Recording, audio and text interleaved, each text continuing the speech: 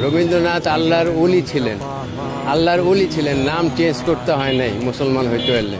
লালনের কাছ থেকে দীক্ষা প্রাপ্ত, উনি আল্লাহর ওলি ছিলেন।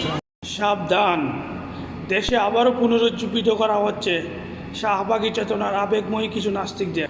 রক্তাক্ত জুলাই মাসের ছাত্রদের রক্তে মাখা লাশ তাদের চোখের সামনে পড়ে থাকলেও যাদের চোখের পাতা নড়ে নাই, তারা আজ আবেগে আবেগময় হয়ে বের হয়েছে রবীন্দ্রনাথ সঙ্গীতের পক্ষ নিয়ে। মনে রাখবেন, রবীন্দ্রনাথ ঠাকুর যতবার বলেছে চিরদিন তোমার আকাশ, চিরদিন তোমার বাতাস, ততবারই তার সেই মা কালীকে উদ্দেশ্য করে বলেছে। কৌশলগতভাবে এই জাতিকে শিরিকে এবং শিরিক করানো হচ্ছে। আপনি যদি একজন মুসলমান হয়ে থাকেন, আপনি পুরো কবিতাটি 25 লাইন পড়ে দেখবেন, তাহলে আপনার বিশ্বাস হবে কোথায় আমাদেরকে আটকানো হয়েছে এবং কোথায় আমাদেরকে শিরিক করানো হচ্ছে কৌশলগতভাবে।